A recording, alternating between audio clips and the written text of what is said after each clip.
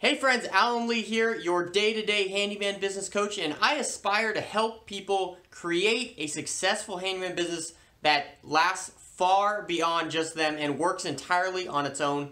Today on the Handyman Journey, we're going to be talking about what to ask potential technicians or customer relations managers, potential employees that you're looking to hire, what kind of questions you should be asking them in the interview process, and how to guide them to see if they are a good fit for your company. Now, a little tip here, this also works for interviewing clients to see whether or not they will be good clients to work with or not. So go ahead and pull out a piece of paper, take some notes. This is going to be a really in-depth talk. So my professional mentor, Danny Johnson, she has this teaching called F.O.R.M, okay? So go ahead and get a piece of paper out and write F.O.R.M, F-O-R-M, okay? And F.O.R.M stands for family, occupation, recreation, and then message. Okay, now that's one acronym. Put that on one side of the paper. On the other side of the paper, write this acronym, S-I-N or S-I-G-N, sign, okay? Not sing, sign. And that stands for strengths, interests, goals, and needs. So you got F.O.R.M, which is family, occupation, recreation, and message, and sign, strengths, interests, goals, and needs. This is the framework for talking to people, for interviewing people. This works for interviewing technicians, works for interviewing people that you're looking to hire in your business, works for interviewing clients to see if they are a good fit to work with you in their business. F.O.R.M, start with the F.O.R.M. These are the exact questions that you ask them. When you get to know someone, ask about their family. Take notes as you're asking them. If not personal notes, take mental notes. Okay? And this is a whole different way of communicating, okay? Because typically when we as humans communicate with one another, when the other person's talking, we're already thinking of what we're going to respond with. Okay? So I'm going to challenge you, when someone else is talking to you, don't think about what you're going to respond. Think about what they're saying and remember what they're saying. Have you guys ever asked someone, go to a party or something like that, and you meet someone? You know, they say, "Hi, my name is Bob. How are you?" And instantly, you forget their name. 5 minutes later, you're like, "What was your name again?" You know why? Do you know why that was? It's because when they said, "Hi, my name is Bob," you were already thinking, "Hi, my name is Alan." You're already thinking about what you're going to say to them. So with this type of communication, you need to not be thinking about what you're going to respond with, but be thinking about what they're saying and really soak that in. This is one of the most important things about interviews.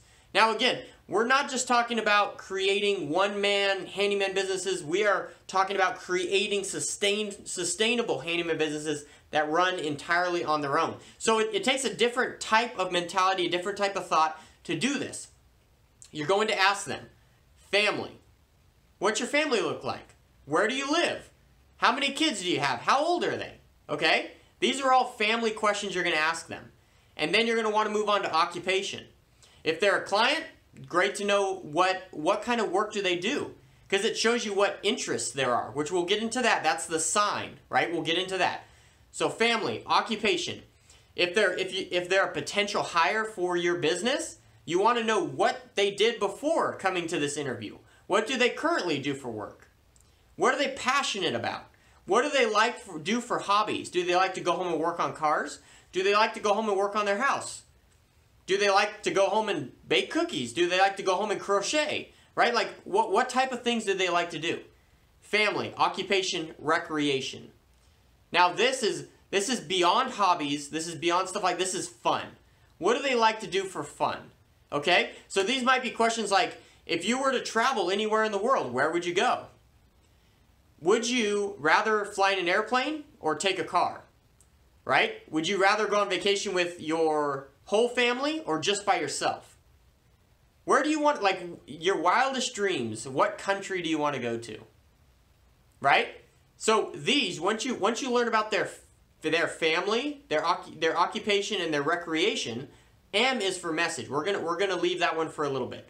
While you're asking about family, occupation, and recreation, you're going to be filling in the sign, the strengths. So while you're asking them these three things, their family, occupation, recreation, you're going to be pinpointing the sign.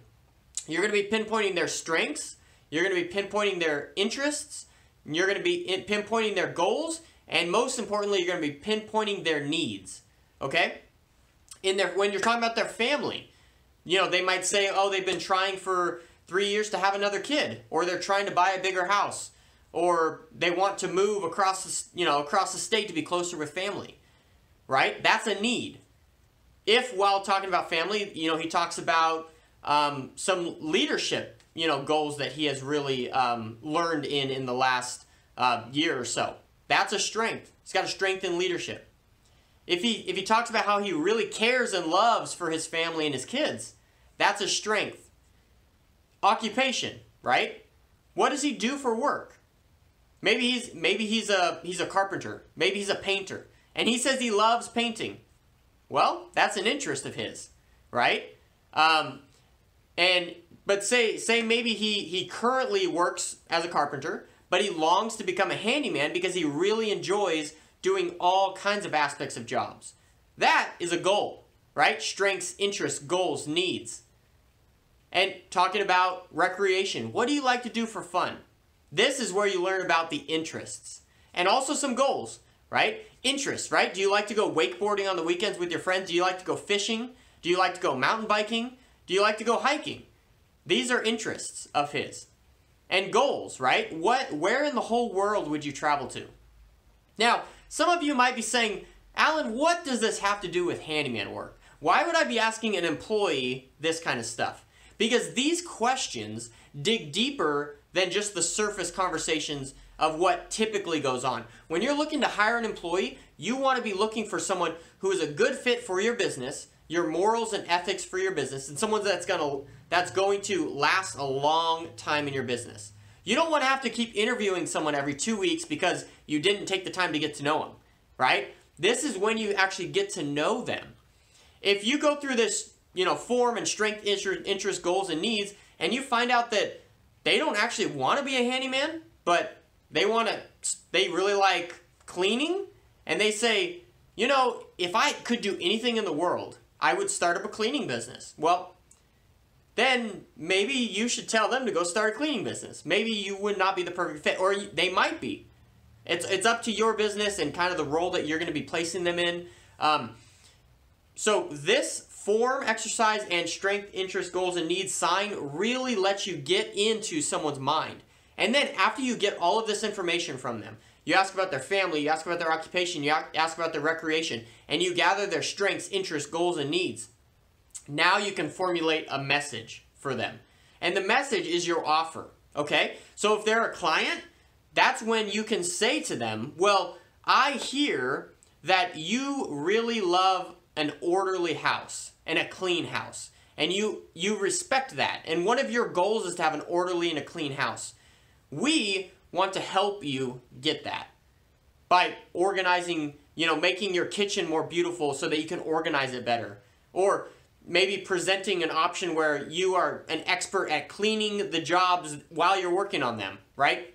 There's all kinds of things that you can relate to a client so that you have a better opportunity at selling these jobs, right? I've been implementing these strategies for years, and my sales ratio is somewhere around 75 to 80% of incoming jobs that get sold and turn into invoices and work orders. And it's because of these things that we've implemented of why we can have such amazing success. And really, it's the same thing with technicians and employees. When you hire someone, you want to make sure that they are a good fit for your business.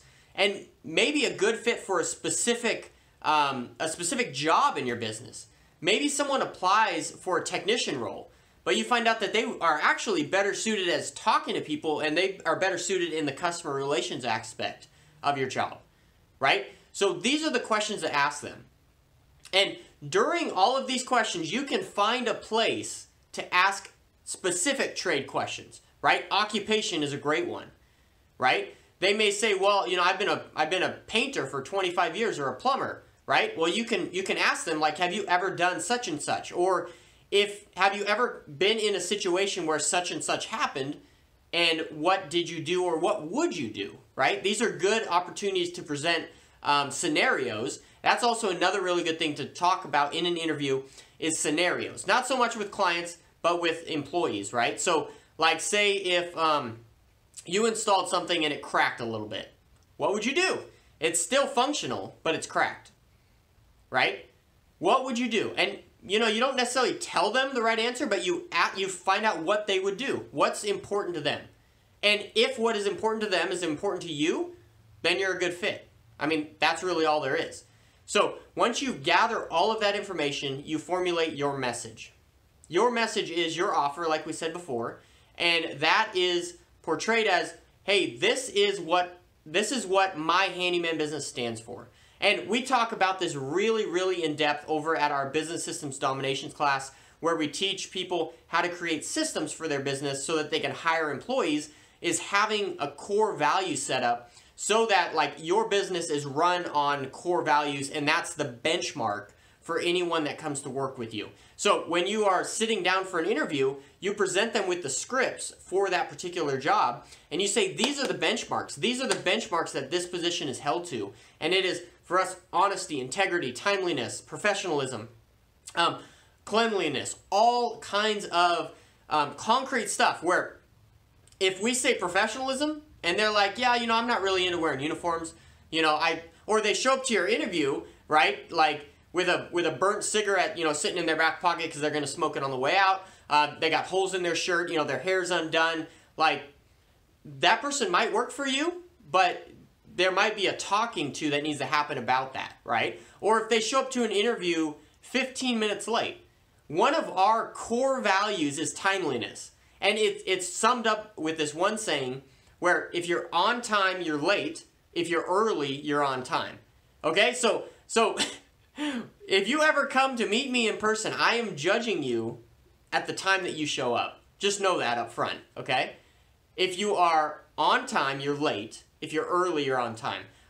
We teach all of our employees to show up to the client's house at least 5 minutes ahead of time. And just sit out in the truck. Get ready. Make sure your mind's in the right spot. Make sure your shirt is looking good. Make sure your clipboard's ready to go. Make sure your tools are ready. Make sure your batteries are charged. Just get your mind right. Maybe eat a quick sandwich. Drink some water. Like, get ready for the job. Because if you're on time, you're late. If you're early, you're on time. That's just one of our standards. I'm not saying that has to be your standard. But very, very important. Follow that. I learned that years ago from my mentor, Danny Johnson. Form and sign. Family, occupation, recreation, message, strengths, interests, goals, and needs.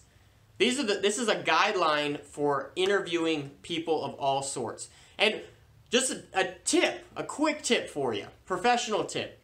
When you're talking to your friends next time, think about in your brain, what's going on when you're listening to them talk? Are you already formulating a response? Because I would challenge you to, instead of formulate a response to them, actually listen to what they say and ask a question for them to get more in depth on what they're talking about. If they say, man, I've really been, plugging into this training and I'm loving it. Instead of you saying, oh yeah, man, I've been doing this training too and it's been great. And you just, because people want to talk about themselves. We as people want to talk about ourselves. But instead of doing that, I challenge you to say, oh really, tell me more about that training. What are you liking in particular about it? What does your wife think about it? How are you implementing that training at home? How is that training affecting your business? Right? When you have honest conversations with people, you become a much more noticeable figure. Someone that someone else will look up to. Someone that someone will come to in a time of need and rely on. Right? We become much more than just a person. We become a leader when we start listening to people. And showing people that their opinions really matter. Like, we are here to serve them. And we want to help them in whatever they need. So if you go with that with a friend, right, that's used to, like, you just barge in the conversation talking about yourself, but you actually you ask about their family, their occupation, their recreation, then you come up with a message for them and say, hey man, I really hear that you've been struggling in this situation. Let me tell you about this training that I've been learning about. Or Man, I totally hear that you are looking to start a handyman business. Let me tell you about this awesome handyman business coach that I've been listening to. His name is Alan Lee. You can go check him out. He's got some amazing training. Like, you could blow people's minds because you're actually looking to help them. Or you could be like, hey man, I really hear that you're looking to buy a new house. Let me tell you about this awesome realtor I know. The options are endless. These are the blueprints for interviewing people, whether that's a client or an employee. Remember that. And I challenge you, even next time you talk to your spouse, it will change your marriage forever. I'm serious. If you go to them and you say, hey honey, how's your family doing? How's my mother-in-law doing, right? How's your brother? How's your sister? How are your nieces and nephews? I want to hear it, right? Hey honey, how was your day at work? What's going on? I remember last week you were talking about something going on with your boss. Can you tell me more about that? Right? Hey honey, if you had to travel anywhere in the world, where would you travel? I want to know. If you don't have a spouse, go home and talk to your parents about it. Go talk to your siblings about it. This is exciting, exciting stuff. Well, anyways, thank you so much for tuning into this video. Like this video. Leave me a comment with some of your thoughts about this form and sign. I would absolutely love to hear it.